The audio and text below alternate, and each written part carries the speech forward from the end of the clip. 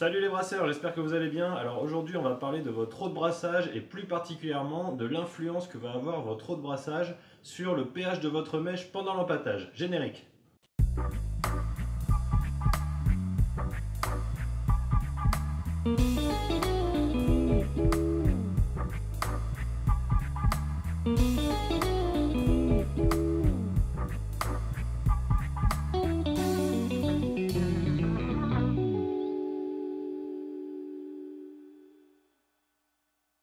Comme vous le savez, l'eau, ça va être l'ingrédient numéro 1 dans votre bière. Alors, c'est pas forcément la première chose à laquelle il va falloir faire attention lorsque vous débutez. Donc, si vous êtes débutant, disons jusqu'aux 10 ou 15 premiers brassins, je vous conseille plutôt de faire attention à d'autres points importants, comme par exemple la maîtrise des procédures de brassage ou les températures de fermentation.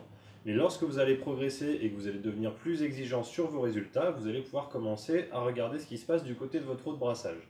Pour un brasseur expérimenté, la maîtrise de son eau de brassage, ça peut vraiment être ce qui va faire la différence entre une bonne bière et une excellente bière. Donc pour commencer, on va voir comment votre eau de brassage va pouvoir influencer votre bière. Tout d'abord, les caractéristiques de votre eau de brassage vont avoir une influence importante sur le déroulement de votre empâtage. Elles vont influencer le pH que vous obtiendrez dans votre mèche, ce qui va avoir des conséquences sur l'efficacité d'extraction des sucres que vous obtiendrez, ainsi que sur l'extraction ou non de tanins des enveloppes de vos grains pendant cette étape d'empâtage. Et donc dans cette vidéo, on va s'intéresser en particulier à l'influence de votre eau de brassage sur le pH de votre mèche et comment vous pouvez faire pour modifier soit la composition de votre eau de brassage, soit vos procédures, de manière à obtenir un pH correct, quelle que soit la bière que vous allez brasser.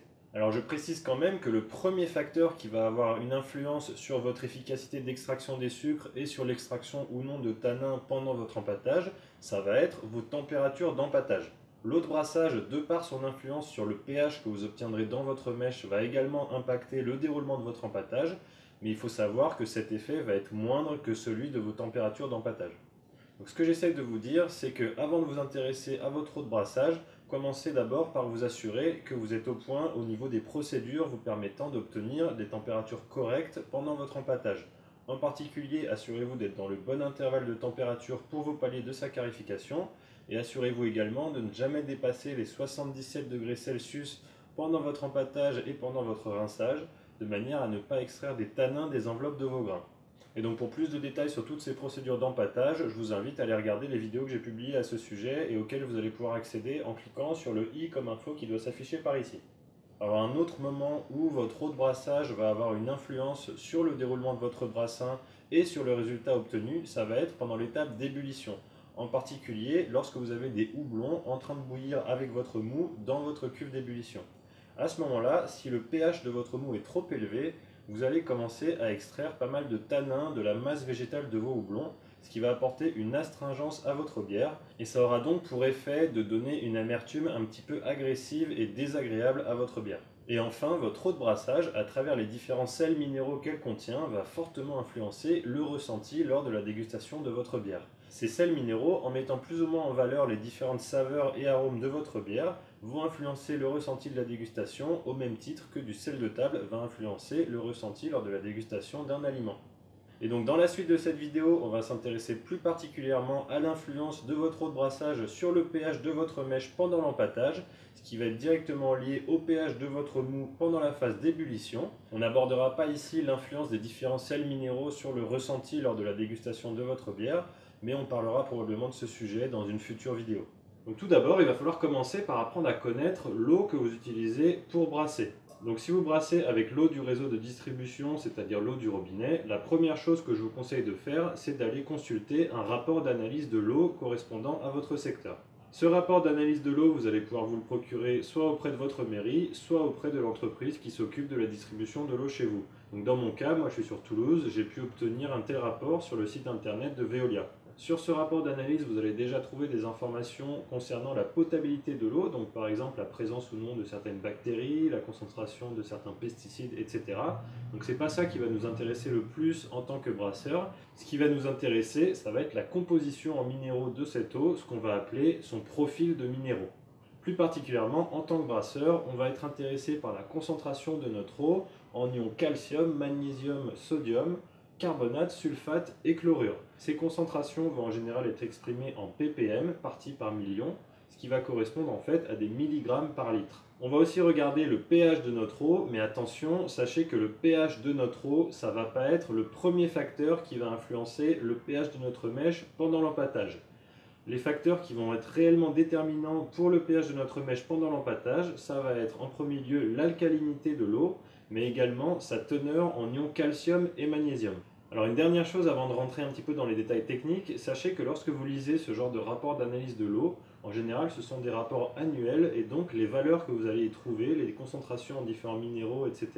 sont susceptibles de varier de façon saisonnière. Et donc à ce propos, un bon moyen pour pouvoir détecter depuis chez vous d'éventuelles modifications saisonnières de la composition de votre eau, ça va être de mesurer régulièrement le pH de votre eau. Donc par exemple, à chaque fois que vous faites un brassin, vous mesurez le pH de votre eau et vous le notez quelque part avec la date. Si jamais à un moment de l'année, il y a un changement par exemple de bassin d'approvisionnement ou quelque chose comme ça qui peut faire que la composition en minéraux de l'eau que vous allez obtenir à votre robinet va changer drastiquement, en général cela va être accompagné d'un changement du pH de votre eau. Et donc si vous avez pris des relevés réguliers du pH de votre eau, vous allez pouvoir le détecter et vous saurez alors que la composition de votre eau vient de changer. Alors la chose la plus importante qu'il faut comprendre lorsqu'on parle de l'eau de brassage, ça va être l'alcalinité. Alors en chimie aqueuse, l'alcalinité est définie comme étant la somme des charges des bases faibles. Alors dit comme ça ne vous parle pas forcément beaucoup, c'est bien normal, mais sachez que dans le cadre du brassage de bière, on travaille en général avec une eau dont la très grande majorité des bases faibles sont constituées par les ions bicarbonate et par leurs copains les ions carbonate.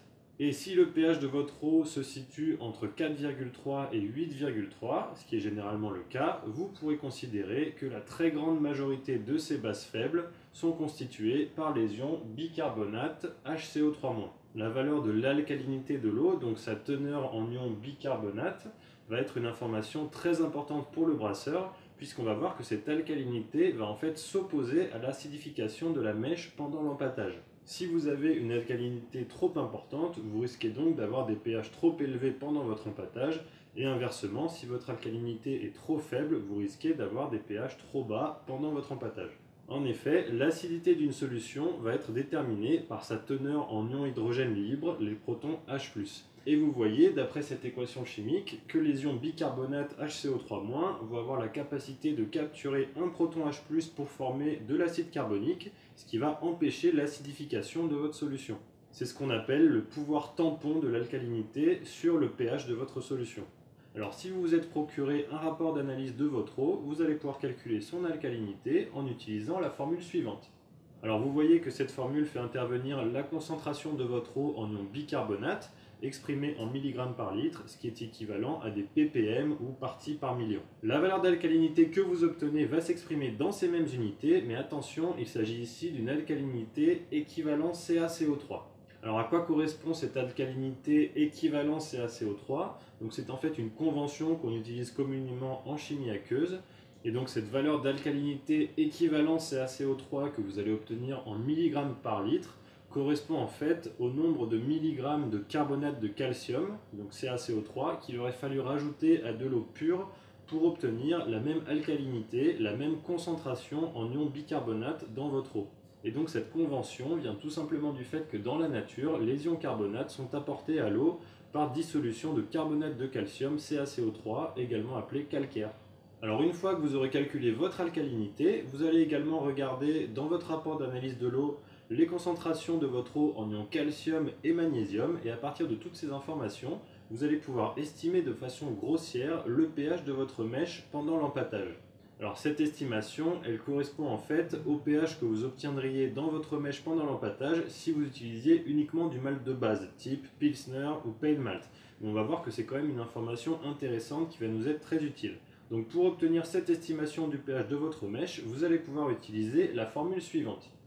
Et on voit que cette formule fait intervenir 4 variables. Donc la première variable pH 0, ça va correspondre au pH qu'on obtiendrait pendant l'empâtage en utilisant uniquement du malt de base et de l'eau distillée, c'est-à-dire de l'eau ne contenant aucun minéral dissous. Cette formule fait également intervenir votre alcalinité exprimée en milligrammes par litre équivalent CaCO3.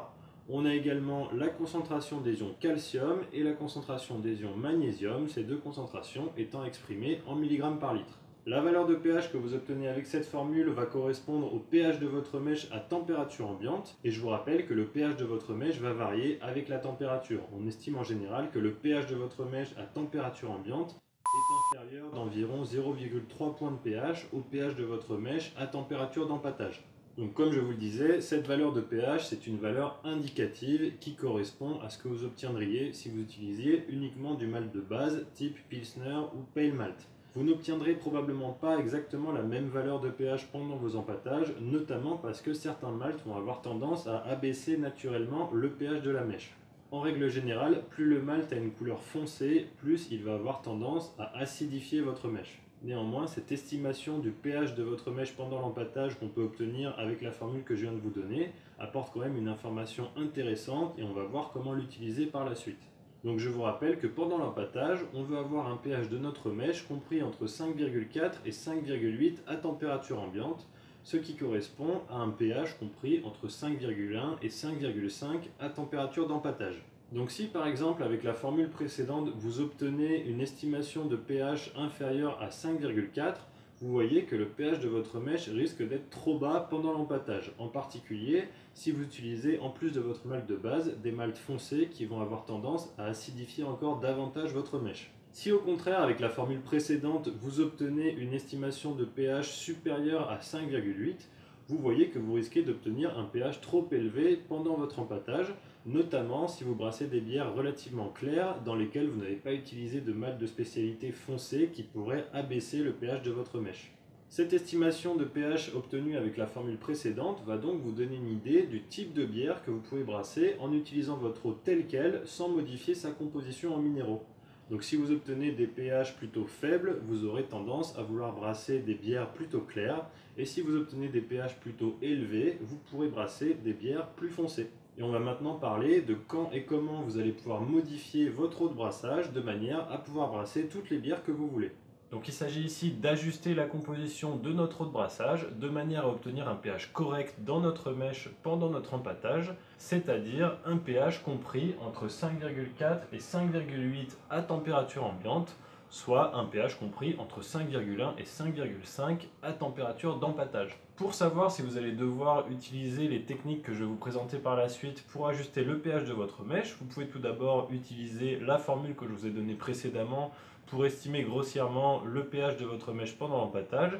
Et ce que vous pouvez également faire, eh bien, c'est tout simplement réaliser un empâtage sans changer la composition de votre eau, mesurer le pH obtenu avec un pH mètre ou du papier pH de manière à savoir si vous êtes dans les clous ou non. Et enfin, ce que vous pouvez faire de manière à ne pas avoir à réaliser un empâtage complet, c'est tout simplement réaliser un mini empâtage en utilisant une petite quantité de malt et d'eau, mais en conservant bien entendu les proportions que vous utiliserez pour votre empâtage réel. Et donc si vous voyez que le pH obtenu ne se trouve pas dans l'intervalle désiré, vous allez pouvoir corriger ce pH de votre mèche pendant l'empâtage en utilisant l'une des méthodes que je vais vous présenter maintenant. Alors, on va pouvoir utiliser plusieurs techniques pour influencer le pH de notre mèche pendant l'empâtage. Déjà, comme je disais précédemment, certains malts vont avoir tendance à acidifier naturellement la mèche. Ça va être le cas notamment des malts foncés. On considère en général que plus un malt va être foncé, plus il va avoir tendance à acidifier la mèche pendant l'empâtage. Donc, premier cas de figure, imaginons que vous souhaitiez augmenter le pH de votre mèche pendant l'empâtage. Dans ce cas-là, vous allez avoir deux solutions. La première solution, ça va consister bien tout simplement à utiliser moins de malt foncé dans votre recette. Oui, ça ce sont des petits grains de malt foncé. Voilà, je ne sais pas si vous aviez reconnu. Donc si vous utilisez moins de malt foncé dans votre recette, comme ces malts ont tendance à naturellement acidifier votre mèche, vous devriez de cette manière arriver à augmenter un petit peu le pH de votre mèche. Une deuxième solution pour augmenter le pH de votre mèche pendant l'empâtage, ça va être d'augmenter l'alcalinité de votre eau de brassage. Comment faire pour augmenter l'alcalinité de votre eau de brassage? Eh bien, il suffit d'augmenter sa concentration en ion carbonate. Donc par exemple, si vous utilisez du bicarbonate de sodium et que vous le dissolvez dans votre eau de brassage, ça va augmenter la concentration en ion bicarbonate de votre eau et donc ça va augmenter l'alcalinité de votre eau. Et je vous rappelle que cette alcalinité va avoir un pouvoir tampon qui va s'opposer à l'acidification de la mèche et donc ça vous permettra d'obtenir un pH plus élevé dans votre mèche pendant votre empâtage. Alors maintenant, imaginons que vous souhaitiez abaisser le pH de votre mèche que vous obtenez pendant votre empâtage. La première solution, ça va être comme précédemment, d'utiliser davantage de malt foncé dans votre recette. Ces maltes vont avoir tendance à acidifier la mèche et donc ça va faire descendre davantage votre pH. Une deuxième solution que vous pouvez utiliser, ça va être de diminuer l'alcalinité de votre eau de brassage.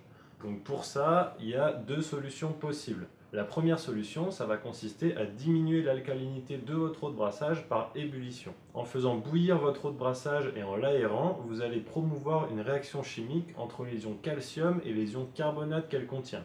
Et dans cette réaction, l'oxygène que vous allez apporter par aération va agir comme catalyseur. Cette réaction chimique va former du carbonate de calcium, donc du calcaire qui va précipiter hors de votre solution et donc ça va faire diminuer la concentration de votre eau en ion carbonate, donc ça va faire diminuer son alcalinité, mais attention, sachez que ça va également faire diminuer sa concentration en ion calcium.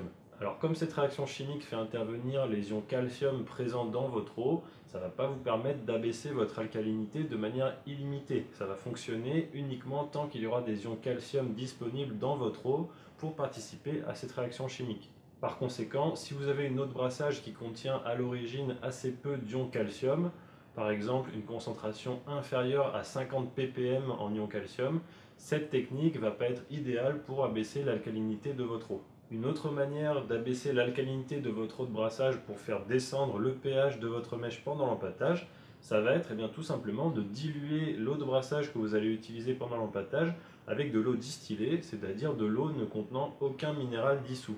Alors ce faisant, vous allez diluer la concentration de tous les minéraux présents dans votre eau, dont les ions bicarbonate responsables de l'alcalinité de votre eau. Ça va donc faire baisser l'alcalinité de votre eau, mais ça va également modifier les concentrations des différents minéraux qui étaient initialement présents dans votre eau. Une autre méthode qui va vous permettre de faire baisser le pH de votre mèche pendant l'empâtage, ça va être l'addition d'ions calcium ou d'ions magnésium à votre eau de brassage. En effet, si vous regardez la formule que je vous ai donnée précédemment et qui vous permettait d'estimer le pH de votre mèche, vous voyez que cette formule fait intervenir les concentrations de votre eau de brassage en ions calcium et magnésium. Ces ions calcium et magnésium vont en fait réagir avec certains composés chimiques issus de votre malt pendant l'empâtage, et cette réaction chimique va produire des ions hydrogène, ce qui va donc avoir pour effet d'acidifier votre mèche. Par conséquent, si vous rajoutez des ions calcium ou des ions magnésium à votre eau de brassage, vous devriez obtenir un pH plus bas dans votre mèche pendant l'empâtage. Alors en général, lorsque le but est d'abaisser le pH de la mèche, on va plutôt rajouter des ions calcium dans notre eau de brassage, puisque les réactions chimiques dont je viens de vous parler vont nécessiter moins d'ions calcium que d'ions magnésium pour arriver au même résultat en termes d'acidification de la mèche. Donc pour ajouter des ions calcium dans votre eau de brassage, vous pouvez utiliser du sulfate de calcium ou du chlorure de calcium, en sachant que si vous utilisez du sulfate de calcium, ça va aussi influencer la concentration en ion sulfate de votre eau de brassage, et si vous utilisez du chlorure de calcium, ça va également influencer la concentration en ion chlorure de votre eau de brassage. Et si vous voulez rajouter des ions magnésium à votre eau de brassage, vous pouvez utiliser du sulfate de magnésium. Et de la même manière, ça va influencer la concentration en ion magnésium, mais également la concentration en ion sulfate de votre eau de brassage.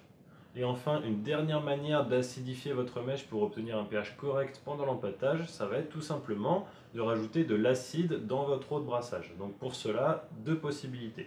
Donc la première solution, ça va être d'utiliser du malt acide dans votre recette. Alors qu'est-ce que c'est du malt acide? C'est du malt qui va contenir de l'acide lactique. Cet acide lactique contenu dans ce malt, il a été produit pendant le processus de maltage en utilisant l'action de certaines bactéries appelées lactobacillus. Donc si vous utilisez du malt acide dans votre recette, l'acide lactique qu'il contient va être relâché dans votre mèche au moment de l'empâtage et ça va donc permettre d'acidifier la mèche. Donc sachez qu'en général, on n'utilise pas plus de 10% de malt acide dans une recette de bière et on considère que pour chaque pourcent de malt acide présent dans la recette, ça va nous permettre d'abaisser le pH de la mèche d'environ 0,1 point.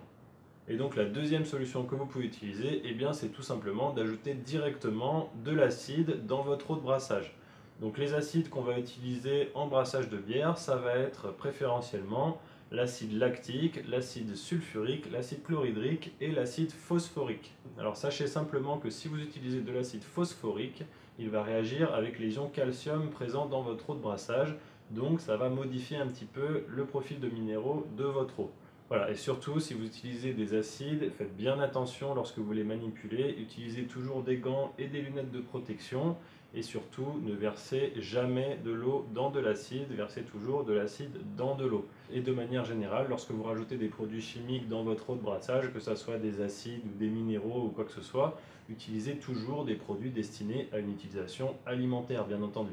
Alors bien sûr, toutes ces techniques vont demander un petit peu de pratique puisque vous allez devoir expérimenter probablement sur plusieurs brassins pour trouver les bons dosages correspondant à chacune de vos recettes de bière.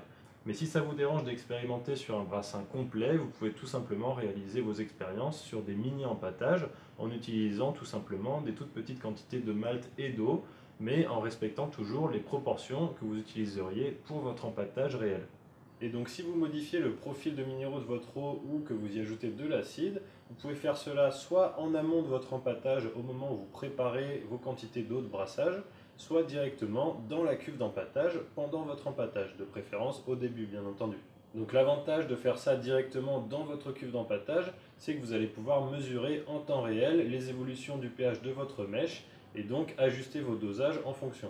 Par contre, l'inconvénient de procéder comme ça, c'est que si comme moi vous réalisez vos empâtages en utilisant la technique de l'infusion, vous allez devoir, lorsque vous rajoutez vos minéraux ou votre acide, remuer votre mèche continuellement de manière à l'homogénéiser.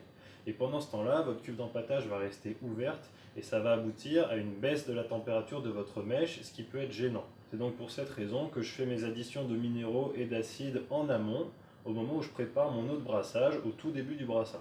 Et enfin, sachez que vous pouvez également appliquer à votre eau de rinçage exactement le même traitement que vous appliquez à votre eau d'empâtage, même si ce n'est pas forcément nécessaire. Pour savoir si c'est nécessaire ou non, ce que je vous conseille de faire, c'est de réaliser un brassin pour lequel vous allez traiter uniquement votre eau d'empâtage. Ce que vous allez faire, c'est que vous allez mesurer le pH du mou que vous soutirez en toute fin de rinçage. Si le pH que vous mesurez à ce moment-là se trouve dans l'intervalle désiré pour le pH de votre mèche, alors vous savez que vous n'avez pas besoin de traiter votre eau de rinçage. Si par contre vous voyez que le pH de ce mou que vous soutirez en toute fin de rinçage sort de l'intervalle désiré, alors vous voyez que ça pourrait être bénéfique de traiter également votre eau de rinçage de la même manière que vous avez traité votre eau d'empâtage. Voilà, c'est tout pour aujourd'hui, donc je vous remercie d'avoir suivi cette vidéo. Donc vous avez vu, c'est des choses qui sont un petit peu complexes, mais j'ai essayé de les vulgariser le plus possible pour que ça soit le plus facile à comprendre. Donc bien sûr, c'est des notions qui ne vont pas forcément intéresser les débutants. Comme je vous disais au début de la vidéo, c'est plutôt pour les brasseurs qui ont déjà un petit peu d'expérience, voilà, une quinzaine peut-être de brassins. Vous allez pouvoir commencer à vous intéresser à ces questions-là. Quoi qu'il en soit, si vous avez apprécié cette vidéo, je vous encourage à laisser un pouce bleu en bas de la vidéo. N'hésitez pas non plus à vous abonner à la chaîne, ça vous permettra d'être tenu au courant des prochaines vidéos qui vont sortir. En ce moment, je sors environ une vidéo par semaine.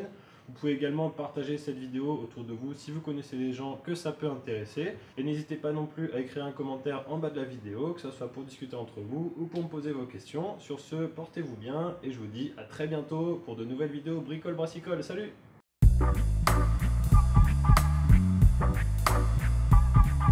Thank you.